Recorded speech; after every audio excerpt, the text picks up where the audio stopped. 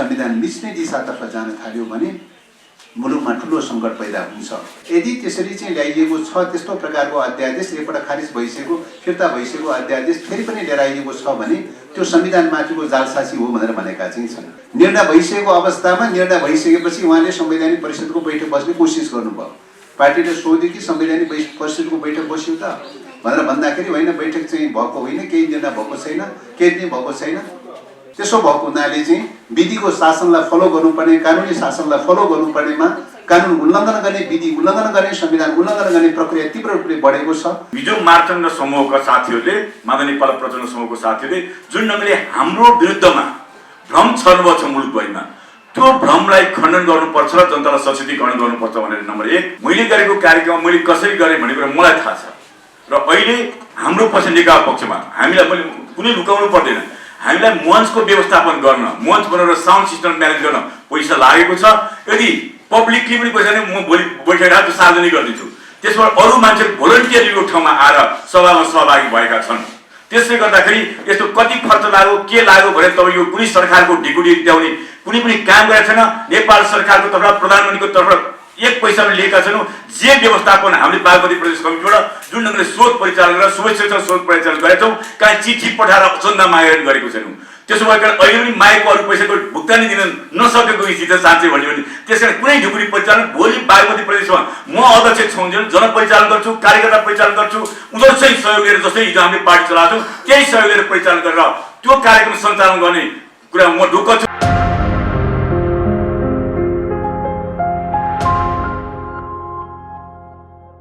र संसद विघटन भएको अवस्थामा संविधान नै डिफर्म हुन थाल्दछ, संविधान नै काम कार्य गर्न निष्क्रिय हुन थाल्दछ र एक प्रकारले संविधान कोमामा पुग्दछ। त्यसकारण यो संविधानमाथिको चाहिँ हस्तक्षेप हो। संविधानमाथिको हस्तक्षेप हुँदा भनेको गणतन्त्र, संघीयता, धर्मनिरपेक्ष, समानुपातिक, समावेशी लगायतको जो दलीय प्रणाली चाहिँ स्थापित भएको छ मुलुकमा, यो प्रणालीमाथिको आक्रमण हो। त्यसकारणले गर्दाखेरि यो प्रणालीमाथि आक्रमण भयो भने मुलुक प्रतिगमनको दिशामा जानेछ भनेर चाहिँ हामीले यो प्रतिगमनको कदमको विरोध गर्दै नर्मल कोर्समा लैजानुपर्छ, संविधानलाई सहजीकरण गर्दै लैजानुपर्छ र संसदलाई सहज ढङ्गले लैजानुपर्छ र त्यसलाई चाहिँ बिचमा विघटन गर्न पाइँदैन। चाहिँ त्यसो भएको हुनाले त्यसको पुनर्स्थापना गर्नुपर्छ। निर्वाचनको प्रश्न भनेको 5 वर्षको अवधिमा मतलब संविधानले ताजा जनादेशको व्यवस्था गरेको छ। प्रत्येक 5 वर्षमा चाहिँ आवधिक रूपमा चाहिँ ताजा जनादेशको व्यवस्था गरेको छ। त्यसकारणले गर्दाखेरि चाहिँ त्यो ताजा जनादेशको आधारमा चाहिँ हुने कुरा हो र यो बिचमा चाहिँ कसैले चाहिँ के अरे निर्वाचनको परिक्रमा गरेको छैन। संविधानले चाहिँ प्रधानमन्त्रीले संसद भङ्ग गरेर निर्वाचन गर्ने परिकल्पना गरेको छैन।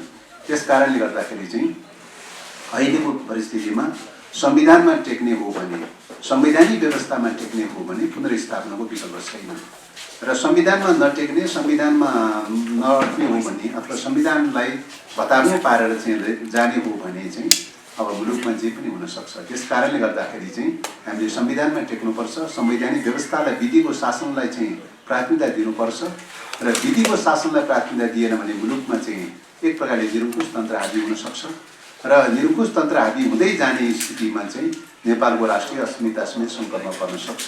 त्यसो भएको हुनाले अराजक स्थितिमा अस्थिरता र अराजकताको दिशातर्फ जाँदाखेरि राज्य विफल हुँदै जान्छ। राज्य विफल हुनु भन्नुको तात्पर्य चाहिँ राष्ट्रिय अस्मितामाथि सङ्कट पर्नु हो। त्यसो भएको हुनाले यसको चाहिँ संसद भङ्गको परिघटना कहाँसम्म जोडिएको छ त त्यसको इफेक्ट भनेर भन्दाखेरि राष्ट्रिय अस्मितामाथि समेत पनि गम्भीर आँच पुग्ने देखिन्छ। त्यसो भएको हुनाले चाहिँ यतिखेर अहिलेको आवश्यकता, अहिलेको परिस्थिति संसद पुनर्स्थापना गर्ने र तपाईँको संविधानलाई सहज कोर्समा लैजाने, संसदलाई 5 वर्षको कार्यावधि पुरा गर्न दिने, 5 वर्षको अवधिमा निर्वाचन गर्ने, यही सहज प्रक्रियाको कोर्सबाट लैजानुपर्छ र त्यसो गर्न सक्यो भने राज्यलाई स्थिरता र स्थायित्व दिन सकिन्छ, राष्ट्रिय अस्मितालाई रक्षा गर्न सकिन्छ र जनजीविकाको क्षेत्रमा पनि चाहिँ राज्यले केही गर्ने अवसर पाउँछ। अन्यथा चाहिँ अस्थिरताको दिशातर्फ जान थाल्यो, संविधान मिच्ने दिशातर्फ जान थाल्यो भने मुलुकमा ठुलो सङ्कट पैदा हुन्छ। त्यसो भएको हुनाले संविधान मिच्नु हुँदैन भनेर चाहिँ हामी आग्रह गरिरहेका छौँ। तर अब सम्माननीय प्रधानमन्त्रीज्यूले संविधान मिच्ने प्रक्रिया बढाउँदै लैरहनु भएको छ। त्यही क्रममा तत्कालै चाहिँ तपाईँको संसदको सदस्य मात्रै प्रधानमन्त्री हुन पाउँछ। संसद आफैले विघटन गरिसकेपछि त्यसको सदस्य छु भन्ने दावा गर्ने ठाउँ रहँदैन। जब संसदको सदस्य नरहेको व्यक्ति चाहिँ प्रधानमन्त्री हुन सक्ने ठाउँ रहँदैन। त्यो अवस्थामा स्वाभाविक उनीहरूले रिजाइन गर्नुपर्ने हो र काम चलाउ सरकारमा परिणत हुनुपर्ने हो। तर उहाँले रिजाइन गर्नुभएको छैन चाहिँ र फुल गभर्मेन्टको जस्तो गरिकन चाहिँ क्याबिनेटका पुनर्गठन गर्ने, क्याबिनेट मन्त्रीहरू नियुक्ति गर्ने, अरू राजनीतिक नियुक्तिहरू गर्ने, एउटा मान्नुहोस् फुल गभर्मेन्ट हो भन्ने ढङ्गले चाहिँ उहाँले गरिरहनु भएको छ। त्यो पनि संविधान उल्लङ्घनको चाहिँ एउटा नाङ्गो रूप हो होइन। संविधानको धारा 77ले के भन्छ त भन्दाखेरि सांसद मात्रै चाहिँ प्रधानमन्त्री हुन पाउने, प्रतिनिधि सभाको सदस्य मात्रै प्रधानमन्त्री हुन पाउने जो व्यवस्था छ, प्रतिनिधि सभा उहाँले विघटन गरिसकेपछि उहाँको चाहिँ प्रतिनिधि सभाको चाहिँ सदस्यको हैसियत रहने कुरा हुँदैन। त्यो अवस्थामा प्रधानमन्त्री हुने हैसियत पनि समाप्त हुन्छ। त्यसो भएको हुनाले केयर टेकरमा जानुपर्ने कुरा स्वाभाविक प्रक्रिया हो। तर यो मान्यतालाई, यो परम्परा, यो नेपालको परम्परा, यो पार्लियामेन्ट्री सिस्टमको परम्परा होस् या अन्तर्राष्ट्रिय परम्परा होस्, यो मान्यतालाई फलो गरिरहनु भएको छैन। त्यस्तै गरिकन चाहिँ अरू राजनीतिक नियुक्तिहरू गर्ने प्रक्रिया क्रममा संवैधानिक परिषदको सन्दर्भमा गत वैशाखमा एउटा चाहिँ अध्यादेश ल्याउनु पर्छ। त्यो अध्यादेश संविधान विपरीत भयो। त्यसकारणले गर्दाखेरि अध्यादेश खारिज गर्नुपर्छ भनेर पार्टीले निर्णय गर्यो। 4 दिन पछाडि अध्यादेश जारी भएको 4 दिन पछाडि त्यो अध्यादेश फिर्ता भयो।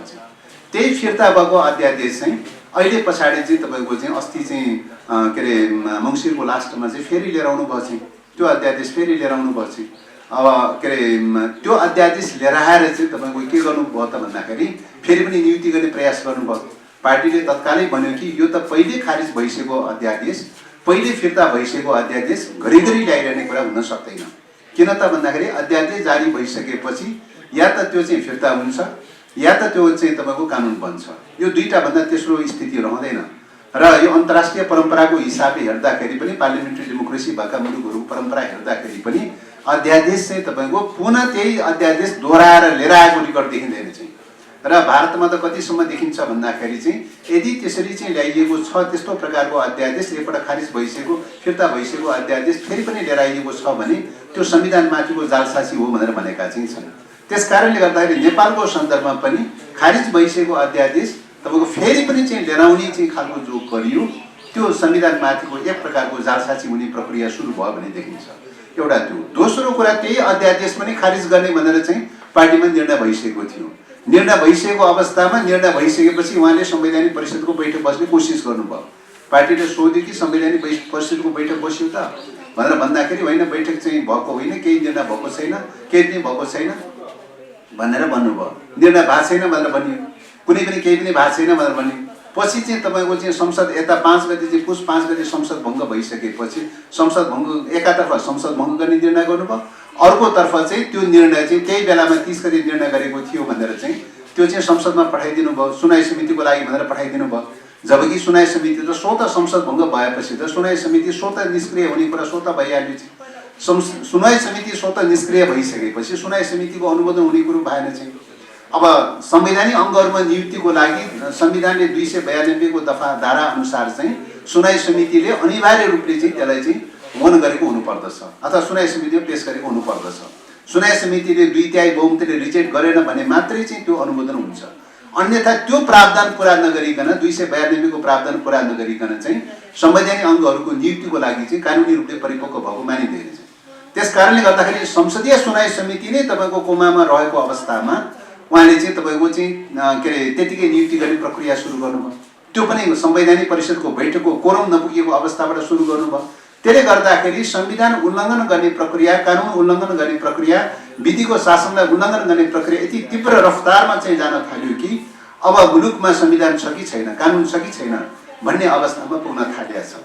त्यसो भएको हुनाले चाहिँ विधिको शासनलाई फलो गर्नुपर्ने, कानुनी शासनलाई फलो गर्नुपर्नेमा कानुन उल्लङ्घन गर्ने, विधि उल्लङ्घन गर्ने, संविधान उल्लङ्घन गर्ने प्रक्रिया तीव्र रूपले बढेको छ। त्यसकारण यतिखेर फेरि पनि संविधानलाई स्थायित्व दिनका लागि, कार्यान्वयन गर्नका लागि, संवैधानिक व्यवस्थालाई सुचारू राख्नका लागि फेरि पनि एकपल्ट चाहिँ सम्पूर्ण जनता, देशभक्तहरू, सम्पूर्ण चाहिँ लोकतन्त्रवादीहरू, गणतन्त्रवादीहरू सबै चाहिँ फेरि पनि एकजुट भएर यो संविधानको रक्षार्थ चाहिँ तपाईँको चाहिँ आन्दोलित हुनुपर्ने अवस्था पैदा हुन थालेको चाहिँ छ। यही आग्रह गरिरहेका चाहिँ छौँ। त्यसो भएको हुनाले हामी सबै पत्रकार साथीहरूसँग पनि, सबै जनसमुदायहरूसँग पनि आग्रह गरिरहेका छौँ। मुलुकमा चाहिँ त्यत्रो लामो सङ्घर्ष त्याग बलिदानको परिणामस्वरूप स्थापित भएको सङ्घीय लोकतान्त्रिक गणतन्त्र यतिखेर कोमामा पुगेको छ।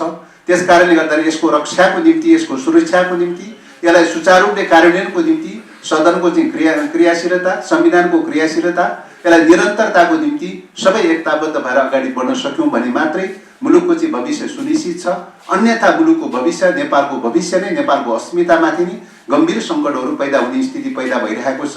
यही कुरा पत्रकार साथीहरूसँग आग्रह गर्न चाहन्छु। धन्यवाद। अहिलेसम्मको हिस्ट्री हेर्दाखेरि चाहिँ तपाईँको सरकारमा नभएको दलहरूले कुनै पनि इस्युलाई एड्रेस गर्नुपर्ने भयो, सम्बोधन गर्नुपर्ने भयो, ध्यान आकर्षण गराउनुपर्ने भयो भने सडकमा आन्दोलन गर्ने चलन हुन्छ, सडकमा प्रदर्शन गर्ने चलन हुन्छ, त्यो खालको चलन हुन्छ। तर सरकारमा भएको चाहिँ दलले अथवा सरकारमा भएका मन्त्रीहरूले चाहिँ तपाईँको सडक आन्दोलन गर्ने, सडकमा चाहिँ प्रदर्शन गर्ने खालको चाहिँ अभ्यास चाहिँ यो पार्लियामेन्ट्री डेमोक्रेसीमा चाहिँ सायद मलाई लाग्छ नेपालको अभ्यास नभएको मात्रै होइन, अन्तर्राष्ट्रिय अभ्यासमा पनि मैले देखिरहेको छु होइन। र अब सडकमा यो खालको चाहिँ जो कार्यक्रम गरिरहनु भएको छ, यो कार्यक्रमले के बताउँछ त भन्दाखेरि चाहिँ सरकारले संविधान कार्यान्वयन गरेको, नीति नियमहरू कार्यान्वयन गरेको, योजनाहरू कार्यक्रमहरू बनाएर कार्यान्वयन गरेको, तर सरकार स्वयं चाहिँ सडकमा उत्रने खालको दिशातर्फ जो गएको छ, त्यसले चाहिँ विधिको शासनको खिल्ली उडाउने, संविधानको शासनको खिल्ली उडाउने, कानुनी शासनको खिल्ली उडाउने प्रक्रियाको सुरुवात भयो भन्ने लाग्छ। उहाँले सडकमा प्रदर्शन गरेर कसका विरुद्ध चाहिँ परिलक्षित हुँदैन होइन। कानुन हातमा लिएको चाहिँ राज्यले होइन, संविधान हातमा लिएको राज्यले चाहिँ स्वयं आफैले चाहिँ जनप्रदर्शन चाहिँ सडकमा जनप्रदर्शन गर्ने प्रक्रियाबाट जान थाल्यो भने मुलुकको चाहिँ राजनीतिक प्रणाली, मुलुकको चाहिँ संवैधानिक स्थिति के हुन्छ। त्यस कारणले गर्दाखेरि यसले चाहिँ के देखाउँछ त भन्दाखेरि चाहिँ तपाईँको चाहिँ जबरजस्ती रूपले चाहिँ शक्ति प्रदर्शन गर्ने, जबरजस्ती रूपले चाहिँ तपाईँको चाहिँ सत्ताको बलमा चाहिँ त्यो शक्ति प्रदर्शन गर्ने खालको जुन दम्भ देखाइरहेको चाहिँ छ, त्यो पञ्चायत कालमा चाहिँ त्यस्तो गर्थे। चाहिँ पञ्चायत कालमा सडकको आन्दोलनलाई निषेध गर्थे, सडकको चाहिँ कार्यक्रमहरूलाई विरोध गर्ने कुराहरूलाई दलहरूमाथि प्रतिबन्ध लगाएर दलहरूको विरोध कार्यक्रमलाई निषेध गर्थे। तर पञ्चहरूले आफैले चाहिँ तपाईँ पञ्च र्याली गर्थे। चाहिँ ठ्याक्कै पञ्च र्यालीको चाहिँ नयाँ रूप हो भन्ने लाग्छ।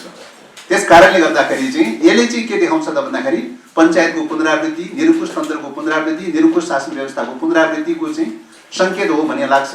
यही रूपमा लिनुपर्छ भन्ने लाग्छ। धन्यवाद। होइन, एउटा क्वेसन तपाईँलाई, तपाईँ कानुनविद पनि हुनुहुन्छ, ज्ञाता पनि हुनुहुन्छ, नेता मात्रै होइन। तपाईँहरूले तपाईँहरूको समूहले माघ 9 गते प्रदर्शन गर्यो, त्यसै गरी म देखाइदिन्छु भन्दै प्रधानमन्त्री ओलीले पनि 23 गते गर्नुभयो, फेरि तपाईँहरूले 28 गते गर्दै हुनुहुन्छ।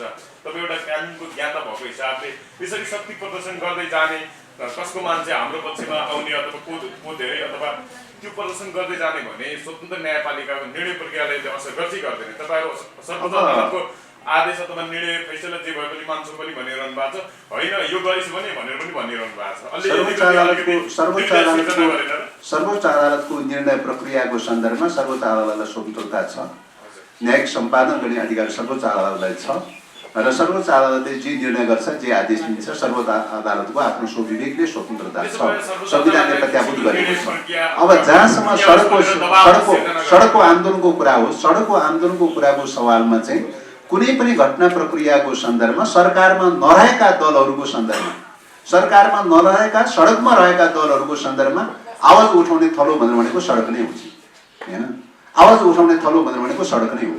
किन त भन्दाखेरि मैले अघि पनि निवेदन गरेँ, संविधान उल्लङ्घन गर्ने प्रक्रियाको सुरुवात भयो। संसद छैन, संसदबाट सुनाइ हुन संसदको चाहिँ अधिवेशन नरहेको अवस्थामा, बैठक नरहेको अवस्थामा संसदबाट सुनाउने प्रक्रिया बन्द भयो। एक प्रकारले बन्द भएको अवस्था छ र त्यसको विकल्पमा जाने ठाउँ कहाँ हो त? न्यायालयमा हो चाहिँ होइन। न्यायालयमा हो चाहिँ न्यायालयमा जाँदाखेरि पनि कतिपय विषयहरूको सन्दर्भमा न्यायालयमा विचाराधीन रहेको अवस्थामा, न्यायालयमा रिट निवेदन परेको छ, विचाराधीनको अवस्थामा रहेको छ। विचाराधीन रहेको अवस्थामा राज्यले त्यसलाई दायाँ बायाँ गर्न पाउँदैन, न्यायालयको सम्मान गर्नुपर्दछ। तर त्यसको पनि सम्मान भएन।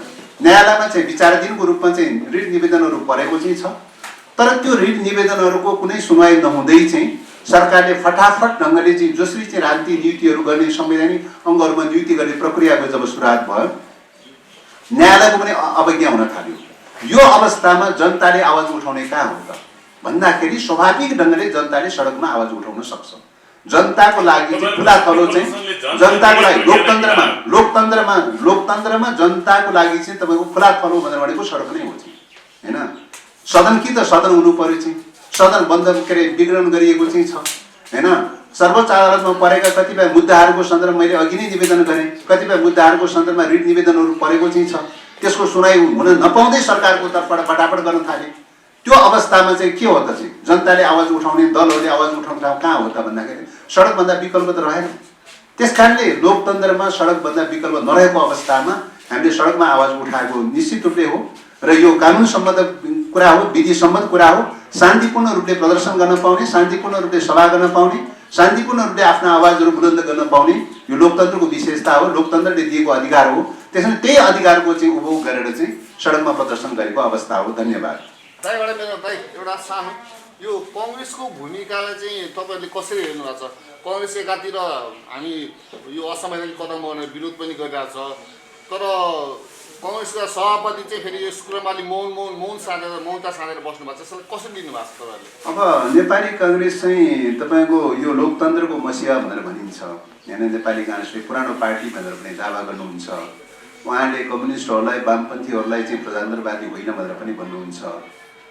यो व्यवस्थाको चाहिँ तपाईँको अझ चाहिँ तपाईँको धारा 76 को चाहिँ संविधानको धारा 76 मा प्रधानमन्त्रीले कुनै पनि हालतमा संसद भङ्ग गर्न पाइँदैन भन्ने प्रस्तावको साथै उपदफा 1, 2, 3 हुँदै 7 सम्मका उपदफाहरू जो सृजना गरिएको थियो संविधान ड्राफ्ट गर्ने बेलामा, त्यो ड्राफ्ट गर्ने बेलामा चाहिँ तपाईँको यो प्रस्ताव उहाँहरूकै प्रस्ताव हो।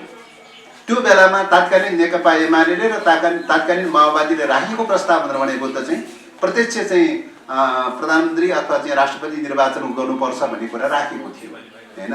त्यो राखेको थियो किन त भन्दाखेरि त्योभन्दा अगाडि 47 सालको संविधानमा पटक चाहिँ तपाईँको धारा 53 को चाहिँ उपदफा 4 मा चाहिँ संसद विघटन गर्न पाउने जुन व्यवस्था थियो, त्यो विघटनको व्यवस्थाले गर्दाखेरि 4 पटकसम्म त्यो बेलामा संसद विघटनको अभ्यास भयो प्रधानमन्त्रीबाट। त्यसले गर्दाखेरि मुलुकमा अस्थिरता र अराजकता पैदा भयो। यो हुनु हुँदैन चाहिँ नेपालले मध्यावधि चुनाव टेक्न सक्दैन, पटक मध्यावधि चुनाव टेक्न सक्दैन। त्यसैले चुनाव भनेको 5 वर्षमा हुने हो, मध्यावधिमा जान सम्भव छैन। त्यसो भएको हुनाले त्यो प्रावधान चाहिँ राखिनु हुँदैन चाहिँ हैन। त्यो प्रावधान राखिनु हुँदैन भन्ने कुरामा सबै सहमत भयो। 53 को उपदफा 4 राखिनु हुँदैन भन्ने कुरामा सबै सहमत भयो। त्यसको विकल्प के राख्ने त भनेर भन्दाखेरि विकल्पको रूपमा चाहिँ राष्ट्रपति प्रत्यक्ष निर्वाचन गरौँ, तात्कालीन माओवादीको थियो। तात्कालीन एमालेको चाहिँ प्रधानमन्त्री प्रत्यक्ष रूपले निर्वाचन गरौँ, कार्यकारी प्रधानमन्त्री बनाऊ भन्ने चाहिँ थियो हैन। त्यो थियो। तर त्यसको विकल्पमा चाहिँ नेपाली काङ्ग्रेसले के राखे त भन्दाखेरि संसद विघटन गर्नै नपाउने खालको चाहिँ व्यवस्था गरौँ, तर प्रधानमन्त्री चाहिँ पार्लियामेन्टबाटै चयन गरौँ भन्ने उहाँहरूको थियो चाहिँ। अन्ततगत चाहिँ उहाँहरूले राखेकै प्रस्तावमा सर्वसम्मत भयो, सहमति भएर चाहिँ यो व्यवस्था गरिएको। अब यो व्यवस्था अनुसार चाहिँ जानुपर्नेमा तपाईको सरकार चाहिँ संसद भङ्ग गर्ने अधिकार त कहीँ पनि व्यवस्था गरेको छैन। यस्तो अवस्थामा प्रधानमन्त्रीले जो संसद भङ्ग गरे त्यो धारा 76 माथिको चाहिँ आक्रमण चाहिँ सुरु गरेको अवस्था हो। धारा 76 माथि आक्रमण सुरु गरिसकेपछि धारा चाहिँ तपाईको चाहिँ के अरे 76 उपदफा 7 चाहिँ उल्लङ्घन हुन थालिसकेपछि संविधान माथिको आक्रमण सुरु हुन थालिसकेपछि उहाँले त त्यसको रक्षामा उभिनु पर्ने कुरा हो, त्यसको रक्षामा उभिनु पर्ने हो। अब उहाँले चाहिँ निर्णय त गर्नुभएको छ, असंवैधानिक भनेर त भन्नुभएको छ, त्यो स्वाभाविक कुरा हो चाहिँ। असंवैधानिक भनेर त्यसको केही कदमहरूको चाहिँ मतलब विरोध पनि गरिरहनु भएको छ, सडकमा पनि विरोध गरिरहनु भएको छ, त्यो सकारात्मक कुरा हो। तर त्योसँग कन्ट्रोभर्सियल कुरा के उठाइरहनु भएको छ त भन्दाखेरि चाहिँ हामी निर्वाचनको लागि पनि तयारी छौँ भनेर पनि भन्नुभएको छ। यो त कन्ट्रोभर्सियल भयो नि। तपाईँ संसद विघटन चाहिँ असंवैधानिक हुने अनि त्यसैको जगमा चाहिँ निर्वाचन चाहिँ कसरी संवैधानिक हुन्छ? यो त संविधानको व्याख्या हेर्ने हो भने संविधानले त 5 वर्षको लागि निर्वाचनको परिकल्पना गरेको छ, बीच मध्यावधिको परिकल्पना त गरेको छैन। एउटा चाहिँ तपाईँको कन्डिसनमा मात्रै उपदफा 7 अनुसार चाहिँ एकल व्यक्तिको चाहिँ उपदफा के अरे कुनै सांसदले तपाईँको चाहिँ 1 नम्बर के अरे धारा 76 को 1 नम्बरको सरकार उपदफा 1 अनुसारको सरकार विफल भयो भने 2 अनुसारको अभ्यास गर्ने हो, 2 अनुसारको पनि विफल भयो भने 3 अनुसार अभ्यास गर्ने हो, विश्वासको मत लिने हो। 3 अनुसार अभ्यास चाहिँ विफल भयो भने 4 अनुसार उपदफा 4 अनुसार अभ्यास गर्ने हो, 4 को अभ्यास 5 अनुसार गर्ने हो। 5 मा एकल कुनै सांसदलाई पनि चाहिँ तपाईको चाहिँ चयन गरेर भए पनि चाहिँ उलाई चाहिँ के अरे 1 महिना भित्रमा विश्वासको मत लिने अवसर दिने हो चाहिँ। त्यसको अभ्यास 6 बाट गर्ने हो चाहिँ 6 सम्म पनि विफल भयो भने चाहिँ उपदफा 6 सम्म पनि चाहिँ तपाईको सरकार दिन सकेन भने बल्ल उपदफा 7 आकर्षित हुने हो र चाहिँ त्यसपछि चाहिँ तपाईको चाहिँ 6 महिनाभित्र संसद विघटन गरेर के अरे निर्वाचन गर्ने व्यवस्था राखिएको एउटा भेन्टिलेटरको रूपमा भेन्टिलेसनको रूपमा त्यहाँ राखिएको अवस्था हो। केही गरी अड्किहाल्यो सरकार दिन सकेन 4 पटक प्रयास गर्दाखेरि पनि सरकार दिन सकेन भने त्यो बेलामा एउटा आकर्षित हुने एउटा प्रावधान राखिएको हो। त्यो अवस्थामा मात्रै चाहिँ निर्वाचनको परिकल्पना गरिएको छ हैन, अन्यथा निर्वाचनको परिकल्पना गरिएको छैन।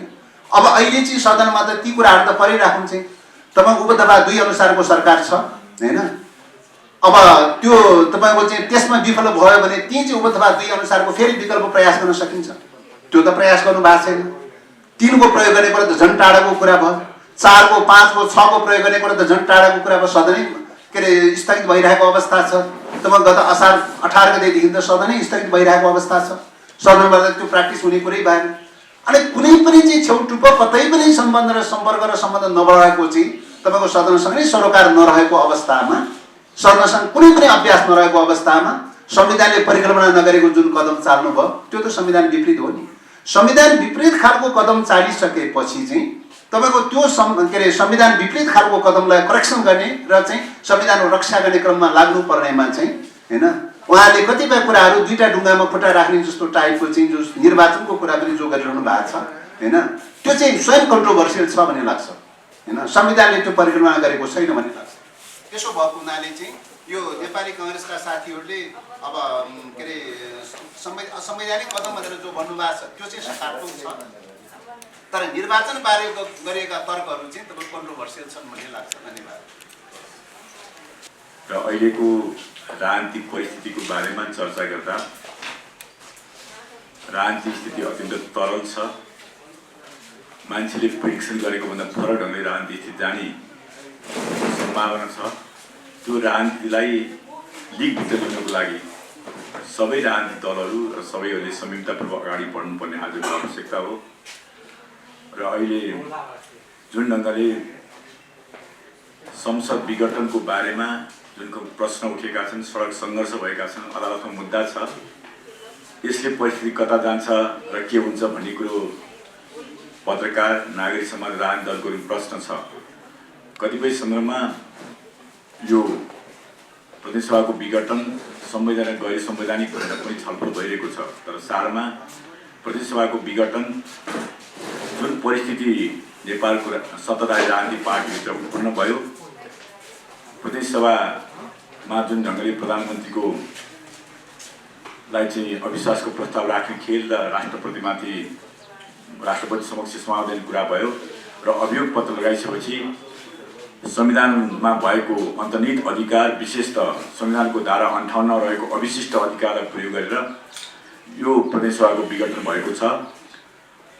संविधानको धारा 58 मा अविशिष्ट अधिकार भनेको संविधान नलेखिएका र सरकारले गर्नुपर्ने काम, संघीय सरकारले गर्नुपर्ने काम र यसको प्रयोग पनि संघीय सरकारले गर्नुपर्ने भन्ने स्पष्ट व्याख्या भइसकेपछि यो प्रधानमन्त्रीको अन्तर्निहित अधिकारभित्र प्रयोग गरेर यो प्रतिनिधिसभा विघटन भएको छ। त्यसैले यो प्रतिनिधिसभा हामीले छलफल गरेको थियौँ, चर्चा गरेको थियौँ, यो चाहिँ पुनर्स्थापना हुन्छ कि सम्मानित सर्वोच्च अदालतले त्यो ढङ्गले गर्छ कि भन्ने लाग्न सक्छ।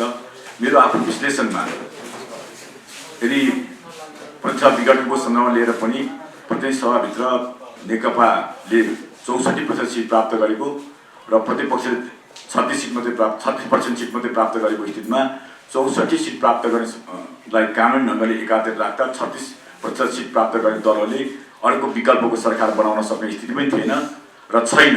त्यसले गर्दा त्यसै ढङ्गले प्रयोग गरिएको हुनाले हामीले अहिलेको परिस्थितिमा के अरे प्रतिनिधिसभा पुनर्स्थापना हुन्छ कि भनेर अल्मलिनु जरुरी छैन। यो गैर संवैधानिक पनि होइन र यो संवैधानिक कु पनि होइन।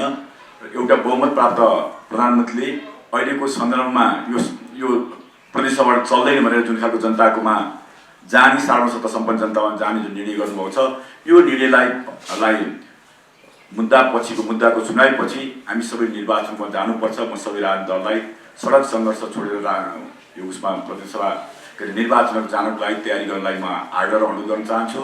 यति बेला हाम्रो पार्टी नेकपालाई विभिन्न ढङ्गले आरोपित गर्ने, यसले संविधान लाई संरक्षण गर्न सक्दैन, सङ्घीय लोकतान्त्रिक गणतन्त्रलाई खारिज गर्छ, धर्मनिरपेक्षलाई खारिज गर्छ भने जस्ता प्रचार पनि भइरहेका छन्। अस्ति हामीले बागमती प्रदेश सङ्गठनबाट चाहिँ एउटा विशाल जनसभा गऱ्यौँ।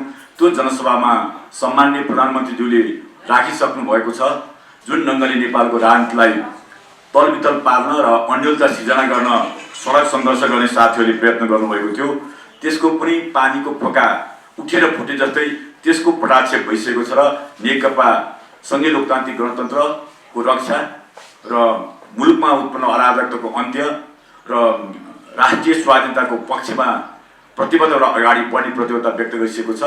आजको सन्दर्भमा राष्ट्रिय स्वाधीनताको पक्ष एकातिर, राष्ट्रिय आत्मसमर्पणवादीहरू अर्कोतिर भएर जुन सङ्घर्ष भइरहेको छ, सबै देशभक्त नेपालीहरूलाई राष्ट्रिय स्वाधीनताको पक्षमा, राष्ट्रिय सार्वभौमिकता पक्षमा, अखण्डताको पक्षमा जुन्नुपर्ने र मुलुकमा हाम्रो मुलुकमा अझै पनि कालापानी लिप्लेक अर्काले कब्जा गरिरहेको छ, त्यहाँबाट भारतीय सेना हटाउनु पर्ने मुख्य दायित्व छ। त्यो राष्ट्रियताको संरक्षणको लागि, मुलुकको भूगोलको एकीकरणको लागि सबै दल एकजुट भएर अगाडि आउनुपर्ने बेलामा पार्टी र देशभित्रै अन्यलता सिर्जना गरेर अराजकता सिर्जना गरेर अगाडि बढ्नु हुँदैन भन्ने कुरा म राख्न चाहन्छु। र यति बेर हामी सबैले मुलुकको अराजकताको अन्त्य गरेर मुलुकलाई चाहिँ एउटा सही ट्र्याकमा ल्याउनको लागि निर्वाचनभन्दा विकल्प छैन, त्यसमा जानको लागि म आग्रह गर्न चाहन्छु। र जो साथीहरू वोटिङ गभर्मेन्टमा हुनुहुन्छ प्रतिपक्षलाई चाहिँ जहिले पनि मध्यावधि निर्वाचनको सरकारलाई कम गर्नुपर्छ भन्ने स्थिति हुँदा प्रतिपक्ष स्वयं पनि निर्वाचनको तयारी नगरिकन संविधानको रक्षाको नाममा जुन सडक सङ्घर्ष गर्छ त्यसलाई अन्त्य गरेर निर्वाचनको वातावरण तयार गरेर अगाडि लाग्न म हार्दिकता बढाउन गर्न चाहन्छु। अब थप प्रश्न भए गरिदिनु। एउटा क्वेसन हजुरलाई, जस्तो तपाईँकै भाषामा भनौँ यो गणतन्त्र संसद विघटन गर्ने प्रधानमन्त्रीको विशेष अधिकार रहेको छ र यो असंवैधानिक होइन, संवैधानिक पनि होइन र आगामी वैशाखमा निर्वाचन भयो, तर त्यो निर्वाचित भएर आएको संसदहरूले प्रधानमन्त्री चुन्नुभयो र त्यो प्रधानमन्त्रीले 1-2 वर्षपछि फेरि मलाई काम गर्न दिएन, मेरो भनेअनुसारको काम भएन भने फेरि संसद विघटन गर्यो भने त्यति बेला चाहिँ हाम्रो के हुन्छ? त्यो अहिले छिटै प्रश्न गर्नु, यो आम रूपमा मान्छेलाई लागेको प्रश्न र कतिपय कानुनविदहरूले के भन्नुभएको छ भने अबको संसदको यो भन्नाले सर्वोच्च अदालतले यो संसद पुनर्स्थापना गरेन भने संसदको आयु चाहिँ अब 2 वर्ष हुन्छ भनेर पनि भनिरहनु भएको छ। त्यो हिसाबले होइन, मान्छेलाई आफ्नो ढङ्गबाट तर्क राख्ने, छलफल गर्ने, बहस गर्ने स्वाभाविक हो। जुन सम्मानित सर्वोच्च अदालतको संवैधानिक बेन्चमा गएको मुद्दामा विभिन्न ढङ्गले तर्क गर्न स्वाभाविक हो। मैले के आशा गरेको छु भने हाम्रो संविधानमा जुन हाम्रो सम्झौताको संविधान हो, कतिपय कुरा संवैधानले व्याख्या गर्न पनि जरुरी छ। त्यसले गर्दा अहिलेको सम्मानित के अरे सर्वोच्च अदालतको संवैधानिक बेन्चले अस्पष्टता भएको कुरालाई संविधानले व्याख्या गर्नेछ, एउटा निकास दिनेछ। यो स्थिति यसो भएर यसरी जान सक्छ भनेर चाहिँ एउटा स्पष्ट दिशानिर्देश दिने मैले विश्वास गरेको छु। म त्यही पनि अनुरोध पनि गर्न चाहन्छु, किनभने संविधानमा जुन ढङ्गले हामीले एउटा परिस्थितिमा बनाएका थियौँ, जुन आन्दोलनको उठेका मुद्दाहरू एकैचोटि सम्बोधन गर्नुपर्ने स्थिति थियो, तर हामीले जुन खालको संसदीय प्रणाली अपनाएका छौँ, संसदीय प्रणाली अपनाएको मुलुकमा प्रधानमन्त्रीलाई चाहिँ सदन विघटन गर्ने अधिकार जुन जरुरी छ अन्तर्राष्ट्रिय जगतमा पनि। मैले राजनीतिक दलभित्रको विवादमा मैले हेरेँ, विश्वभरिमै यो संसद धेरै विघटन भएका छन्। मैले गुगल सर्च गरेर हेरेँ, 66वटा अहिलेसम्मको 66वटा चाहिँ आन्तरिक राजनीतिक पार्टीहरू विवादको कारण गरेर संसद विघटन भएका छन्। त्यस्ता विघटन गर्दाखेरि 2वटा मात्रै पुनर्स्थापित भएका छन्। अरू 64वटा मुद्दा चाहिँ के अरे प्रधानमन्त्री जे गरौँ त्यही भएको स्थिति देखियो। नेताजी त्यो नजिर भयो कि मानव अबको निर्वाचनबाट आउने प्रधानमन्त्री पनि त्यसरी नै त्यही बाहनामा भन्नाले काम गर्न दिएनन् विपक्षीले अथवा आफ्नै पार्टीभित्र त्यसरी लुचाचोडी भयो कुर्सीको लागि भनेर भनियो भने त्यो बेला के हुन्छ? अलिकति व्यवहारिकताको प्रश्न पनि हो। 2 वर्षमा निर्वाचन धान्न सक्ने यो अर्थतन्त्रले त्यो गर्न सक्छ। मैले पनि संविधान हेर्न, त्यसलाई व्याख्या गर्न अब सम्मानित सर्वोच्च अदालत छोडिदिउँ। मैले धेरै यहाँ बसेर सर्वोच्च अदालतको त्यो मानहानि पनि गर्न चाहनु उसलाई पठाउँछु। जुन तपाईँले चाहिँ व्यावहारिक प्रश्न गर्नुभएको छ त्यो प्रश्न मैले भने त्यसको बारेमा सम्मानित संवैधानिक बेन्चले स्पष्ट दिशा निर्देश दिएर व्याख्या गर्नुपर्ने आवश्यकता छ। त्यो व्याख्या गर्छ भन्ने मैले विश्वास छु। पोलिटिकल्ली मैले राजनीतिक ढङ्गले भन्दाखेरि अहिले अब हामीले सोच्नुपर्ने कुरा चाहिँ पार्टीभित्रको अन्तर्वेद, पार्टीको टिकट दिने बेलाको स्थिति, त्यसलाई एकमाना एकता कायम गर्नुपर्ने, एउटा लक्ष्यभित्र परिचालित गर्नुपर्ने, पार्टीभित्र अराजकताको अन्त्य गरेर अनुशासन कायम गरेर त्यही ढङ्ग टिकट दिने बेलादेखि सोच्ने हो भनेदेखि 5 वर्ष म्यान्डेट दिएको प्रधानमन्त्रीले यस्तो खालको दुर्घटनाको स्थिति, बाध्यताको स्थिति आउन सक्दैन थियो। त्यतातिर पनि पार्टीभित्रको आन्तरिक शुद्धिकरण, अनुशासनको पनि त्यत्तिकै जरुरी छ आगामी दिनमा भन्ने कुरा देखाएको छ। त्यसले सम्मान्य प्रधानमन्त्री एक ठाउँमा बोल्नु भएको थियो, अब टिकट दिँदाखेरि टिकट पाउने व्यक्तिको नाभि आफ्नै भूमिमा नाभि गाडिएको मान्छे नाभि टेकेको मान्छे हुन्छ, बाहिर नाभि टेकेको मान्छेले यो स्थिति तयार गर्दछ भनेर प्रसङ्ग सुनाउनु भएको छ। त्यसकारण माटोलाई माया गर्ने र सार्वजनिकलाई माया गर्ने, जनतालाई माया गर्ने, विकासलाई माया गर्ने, आफ्नो उद्देश्य र लक्ष्यलाई प्रतिबद्ध हुने मान्छे चाहिँ अहिले खाँचो रहेछ। पार्लियामेन्टमा पठाउँदा पनि टिकट दिने कुरामा पनि निकै बेसी सजगता अपनाउनु पर्ने। अहिले चाहिँ जित्छ र हार्छ भनेको चाहिँ एउटा निर्दिष्ट उद्देश्य, भिजन र डेडिकेसन र कमिटमेन्ट भएको मान्छेको उम्मेदवार भयो भनेदेखि यस्ता खालको गलत कामको स्थिति नहुन सक्दा यस्तो ढङ्गको बिचमा बिग्र नआउने स्थिति तयार गर्नलाई त्यतातिर पनि राजनीतिक दलले सोच्नुपर्छ भन्ने कुरा अहिले हाम्रो पार्टीभित्र देखेको अराजकता र अनुशासनले हामीलाई दिशानिर्देश गरेको छ। भनेपछि प्रचण्ड माधव चाहिँ बाहिरबाट नानी टेकेका मान्छेहरू तपाईँको त्यो घुमाउरो भाषामा त्यही मैले त्यसै त उहाँहरूलाई भन्दिनँ, तर मैले आफूले अब पार्टीको आफूले सोद्धाखेरि बागमती प्रदेशको अध्यक्षको हैसियतले मैले भन्दाखेरि मैले पनि सोच्नु पर्यो टिकटको सिफारिस दिँदाखेरि मेरो बागमती क्षेत्र 13 जिल्लामा जो चाहिँ स्वाधीनताको पक्षमा, राष्ट्रियताको पक्षमा, नेपाली माटोको पक्षमा जो आफूले प्रष्ट रूपमा उभिन सक्दैन, जसले आफूलाई चाहिँ फरक ढङ्गले परिचालन नेपालको राजनीति तपाईँले बुझ्नुभएको छ 7 सालदेखि 65 सालसम्म पनि हाम्रो राजनीतिभित्र बाहिर चल्थेन। एउटा मात्रै घटना हो 16 बुँदे जुन हामी संविधान बनाउँदाखेरि राजनीति दलमा गरेको थियौँ, साँच्ची कोही बस्न आएनछन् र हामीले निर्णय गर्यौँ। तर त्यसलाई अवरोध खडा गर्न आएको त तपाईँ देख्नुभएको छ 2072 सालमा। त्यो स्थितिबाट नेपाली राजनीति मुक्त गरेपछि मात्रै मुलुकलाई र यसको समृद्धिलाई विकासको लागि चाहिँ हाम्रो राजनीतिक अस्तित्वको अन्त्य गर्ने बाटो त्यही मात्रै छ। त्यसले हामी आफै राजनीतिक दलले पनि यतातिर ध्यान दिनुपर्छ र हाम्रो पार्टी नेकपा चाहिँ प्रश्नमा त्यो बाटोबाट बहुत ठुलो सिकाइ गरेर चाहिँ मुलुकको स्थितिलाई त्यो ढङ्गले सोचिरहेको कुरा म जानकारी गराउँछु। यसैमा एउटा क्वेसन, अब माघ 9 गते प्रचण्ड माधव समूहले शक्ति प्रदर्शन गर्यो, माघ 23 गते फेरि तपाईँहरूले जवाफ दिनु, फेरि 28 गते प्रचण्ड माधव समूहले गर्दैछ, अब फागुनको पहिलो हप्ता फेरि तपाईँहरूको शक्ति प्रदर्शन हुँदैछ भनेर हामीले अपेक्षा गरिरहँ होइन। हामीले शक्ति प्रदर्शन यो दोहोरो खेल तपाईँ सडकमा म तपाईँलाई बताइहाल्छु, हामीले शक्ति प्रदर्शन गऱ्यौँ। यो हाम्रो कार्यक्रम 4वटा उद्देश्यको लागि थियो। कसैको विरुद्धमा, न मार्चण्ड समूहको विरुद्धमा, न अरू कसैको विरुद्ध, हामी 4वटा उद्देश्यको लागि गरेको हौँ। हामीले प्रदेश सभा विघटन गऱ्यौँ, निर्वाचनको तिथि घोषणा गऱ्यौँ। संसदीय प्रणालीभित्र निर्वाचनमा जाने राजनीतिक पार्टी चाहे सत्ता होस् चाहे विपक्षमा होस्, उसले जनता परिचालन गरेर आफूतिर आकर्षण गर्नुपर्ने उसको दायित्व हो। हामीले विरोध गर्नु जरुरी छ। त्यो हामीले यो हिजो मार्चण्ड समूहका साथीहरूले, माधव नेपाल प्रचण्ड समूहको साथीहरूले जुन ढङ्गले हाम्रो विरुद्धमा भ्रम छर्नुभएको छ मुलुकभरिमा, त्यो भ्रमलाई खण्डन गर्नुपर्छ र जनतालाई सचेतीकरण गर्नुपर्छ भनेर नम्बर 1। नम्बर 2, कम्युनिस्ट पार्टीभित्र जुन खालको विभाजनको स्थिति बन्यो, अब कम्युनिस्ट पार्टी यति बेला पुनर्गठन गर्नुपर्ने एउटा ऐतिहासिक चरणमा आएछ। अब जनतालाई कार्यकर्ता पुनर्गठनको लागि तयारी होस् भनेर भन्न दोस्रो कुरो। तेस्रो कुरो, सरकारले गरेका कामहरूको बारेमा स्पष्ट रूपमा चाहिँ जानकारी दिने र यथार्थ जनतालाई बोध गर्ने। चौथो, मुलुकमा निर्वाचनको तयारी गरेर अब निर्वाचन चाहिँ निर्वाचनलाई कसैले रोक्न सक्दैन भन्ने सन्देश दिनको लागि गरेका हौँ। त्यसकारण हामी आगामी निर्वाचन जान तयार छौँ, निर्वाचनको तयारी गर्दैछौँ र सबैलाई हामी निर्वाचनमा गइसक्यो तपाईँहरू पछि नपर्नुहोस्, भोलि तपाईँलाई चाहिँ निर्वाचन तयारी गर्न भ्याउनु अगाडि बढ्नुहोस् भन्ने सन्देश दिनुको लागि गरिएको। हामी कसैको विरुद्धमा, कसैको होइन, हाम्रै पक्षमा जनतालाई परिचालन गरेर आगामी वैशाख 17-27 गते हुने 78 सालमा हुने निर्वाचन चुनाव जित्नको लागि जनता परिचालन गर्नको लागि हामी सबै ठाउँ गर्छौँ। धेरै ठाउँमा गरिरहेका छौँ। अब बाँकी ठाउँमा पनि निर्वाचन परिचालनको लागि हामी कार्यकर्ता परिचालन गर्छौँ। बागमती प्रदेशमा भन्यो भने अब हामी डेटै सार्वजनिक गर्छौँ। विभिन्न जिल्लामा यस ढङ्गको कार्यक्रममा डेटै सार्वजनिक गरी चुनावको तयारीमा लाग्ने कुरा यहाँलाई बुझाउँछौँ। यसकारण यो कसैको विरुद्ध होइन, आफ्नो पक्षमा जनतालाई पक्षमा पारेर चुनाव जित्नको लागि गरेको जनसभा हो, जनपरिचालन। मेरो एउटा प्रश्न, जुन 23 गते कार्यक्रम गर्नुभयो दरबार मार्ग अगाडि, राजदरबारको अगाडि, र जनताको एउटा तिरेको पैसाले जनताको ढिकुटी त्याएर चाहिँ कार्यक्रम गर्नुहुन्थ्यो, तपाईँले सरकारमा बस्ने यस्तो गर्न मिल्छ? मलाई अत्यन्त दुःख लाग्यो। कार्यक्रमको आयोजक म हुँ, मैले गरेको कार्यक्रम मैले कसरी गरेँ भन्ने कुरा मलाई थाहा छ। र अहिले हाम्रो पछि नेकपा पक्षमा हामीलाई मैले कुनै लुकाउनु पर्दैन। हामीलाई मञ्चको व्यवस्थापन गर्न, मञ्च बनाएर साउन्ड सिस्टम म्यानेज गर्न पैसा लागेको छ। यदि पब्लिकली पनि पैसा नै म भोलि बैठेर त्यो सार्वजनिक गरिदिन्छु। त्यसबाट अरू मान्छे भोलन्टियरको ठाउँमा आएर सभामा सहभागी भएका छन्। त्यसले गर्दाखेरि यस्तो कति खर्च लाग्यो, के लाग्यो भनेर तपाईँ यो कुनै सरकारको ढिकुटी त्याउने कुनै पनि काम गरेको छैन। नेपाल सरकारको तर्फबाट, प्रधानमन्त्रीको तर्फबाट एक पैसा पनि लिएका छैनौँ। जे व्यवस्थापन हामीले बागमती प्रदेश कमिटीबाट जुन ढङ्गले स्रोत परिचालन गरेर शुभेच्छा स्रोत परिचालन गरेका छौँ, कहीँ चिठी पठाएर चन्दा मागेर गरेको छैनौँ।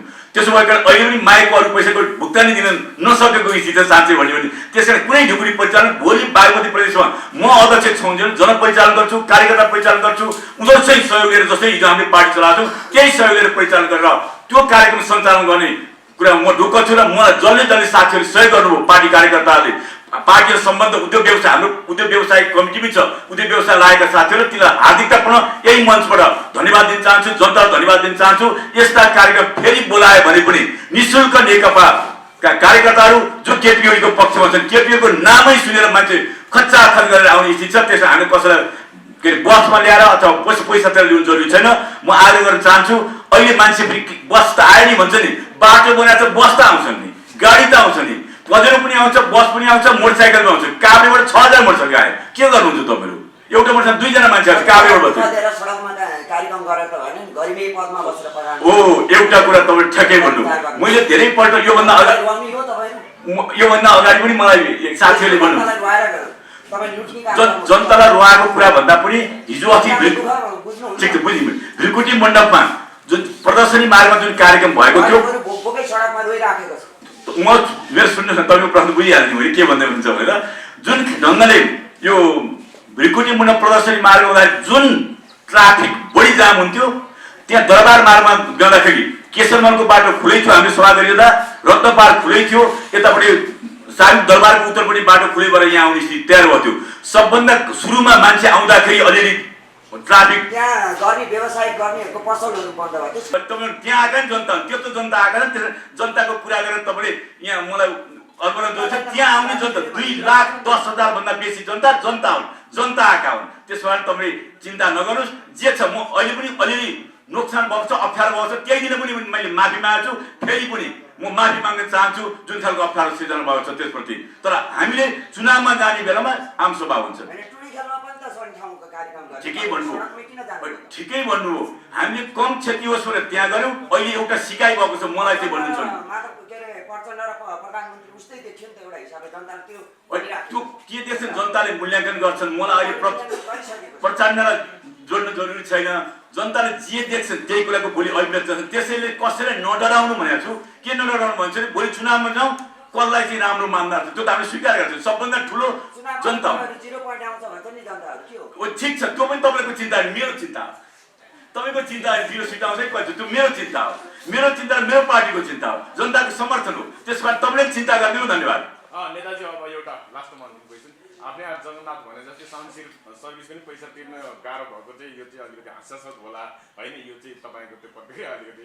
तर अस्ति भगतको जसरी राष्ट्रपतिले विभिन्न धारा भन्नुभयो नि त्यो संवैधानिक नियुक्तिमा त्यो सिफारिस गर्दाखेरि, त्यो त अलिक विभिन्न धारा भन्ने कति धारा हो, त्यो धारा नै उल्लेख गर्न नसक्ने भएर त्यो नियुक्ति भएको कि अथवा के हो अलिकति त्यो चाहिँ मैले धेरै यस बारेमा म धेरै जान्न सम्बन्धित राष्ट्रपतिले गरेको कुराको बारेमा म त्यो संस्थालाई विवाद ल्याउनु हुँदैन भन्ने मान्छे भएको हुनाले म त्यतातिर जान्न।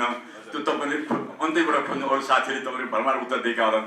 त्यस कारण चाहिँ सम्मानित राष्ट्रपति महोदय सरकारले गरेको निर्णय कार्यान्वयन गर्ने सम्मानित संस्था भएको हुनाले त्यो उहाँले गर्नुभएको छ।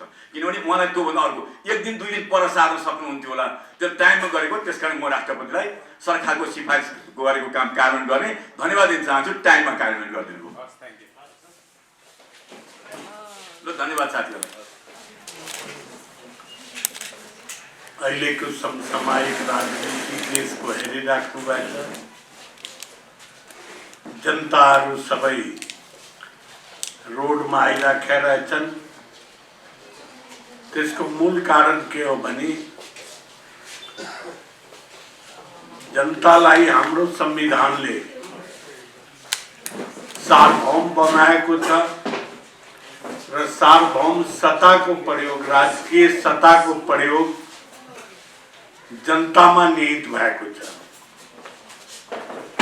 जनताले आफ्नो सार्वभौम सत्ताको प्रयोग आफ्नो प्रतिनिधिबाट गर्छ। प्रतिनिधिमूलक हाम्रो लोकतन्त्र हो।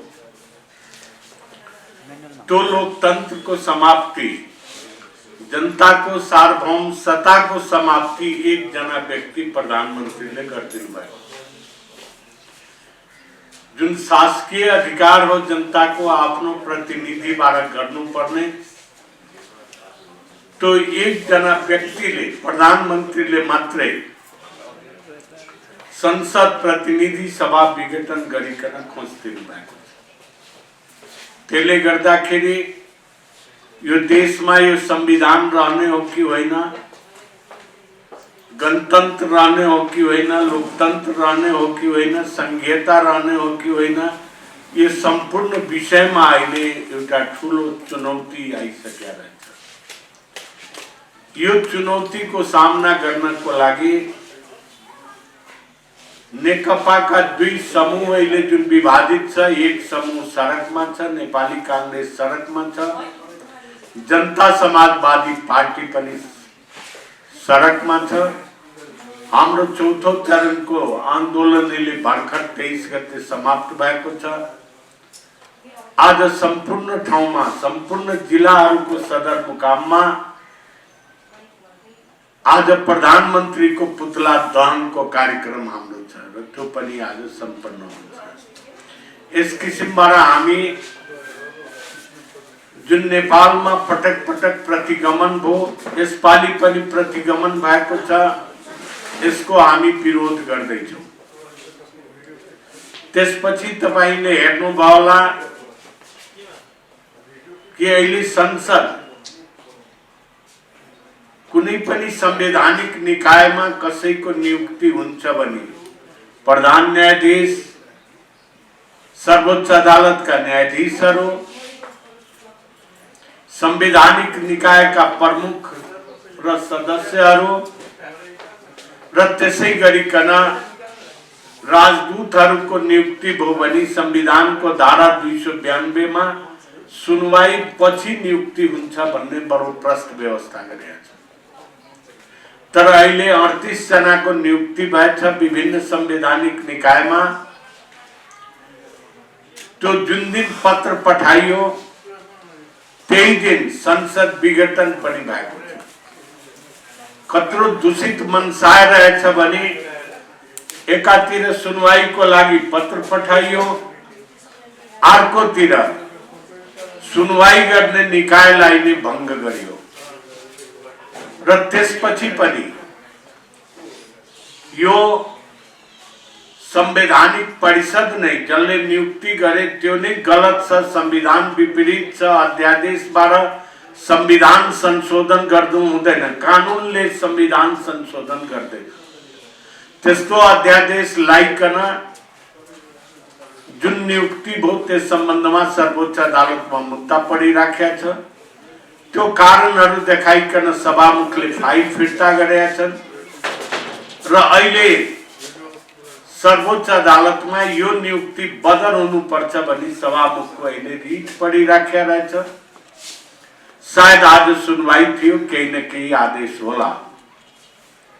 यस किसिमबाट देश जुन हो संविधानको लीकमा जुन सरकार चल्नु पर्ने हो त्यो लीक छोडिसकेको छ। जब गाडी लीक छोड्छ, गाडीले बनेको लीक छोडेर हिँड्छ भने त्यो गाडी तपाईको ब्लास्टमा गएर एक्सिडेन्ट नै हुन्छ। तो यस किसिमबाट संविधान छोडेर हिँडेको आज सरकारले पटक पटक संसद विघटन जुन अधिकारै छैन प्रधानमन्त्रीको, यसपालि बडो सचेत अवस्थामा संविधान लेख्दाको अवस्थामा यो विघटन हुँदाखेरि देशमा अन्यल पर्यो, सरकार चल्न सकेन, देशको विकास हुन सकेन। त्यसकारण यो अधिकार दिनु हुँदैन भन्ने कुरा संविधानमा लेख्यो। 5 वर्ष सरकार चलोस्, जसको सरकार चलोस् 5 वर्ष चलोस्। त्यो संवैधानिक व्यवस्था हुँदा हुँदै पनि प्रतिनिधि सभा विघटन भएछ, कानून विपरीत भएछ, संविधान विपरीत भएछ र अहिले जुन नियुक्ति भइराखेको रहेछ त्यो पनि संविधान विपरीत छ। यस किसिमबाट लीकबाट हिँडेको गाडी अब एक्सिडेन्ट हुने खतरा छ। यसको एक मात्र उपाय हो, यो गाडीलाई, यो इन्जिनलाई सर्वोच्च अदालतले क्रेन, सर्वोच्च अदालतको क्रेन मात्रै बाँकी छ। सर्वोच्च अदालतको क्रेनले त्यसलाई लीकमा लाए भने आज रोडको झगडा तपाईको प्रतिनिधि सभामा जान्छ, त्यहाँबाट स्टार्ट।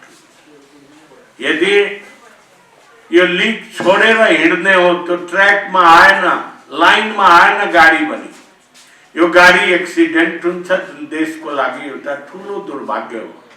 त्यसकारण आज समस्त पार्टी लागिराखेको छ, यसको विपरीतमा नागरिक समाज लागिराखेको छ, पत्रकार बन्धुहरू तपाईहरुलाई लागिराख्नु भएको छ।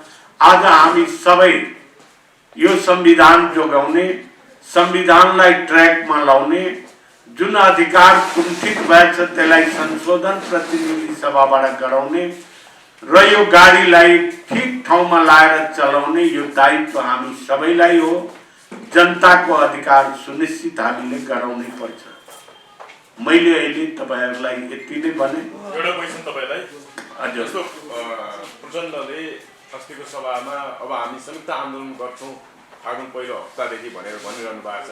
तपाईले के छ संयुक्त आन्दोलन गर्नेमा कतिको त्यसमा सकारात्मक हुनुहुन्छ अथवा के तयारी तपाईहरु भित्रभित्रै संयुक्त आन्दोलन गर्ने तयारी गरिरहनु भएको छ कि अथवा छुट्टा छुट्टी के हो? यो संयुक्त गर्दा अलिकति बल पुग्छ कि भन्ने पनि होला।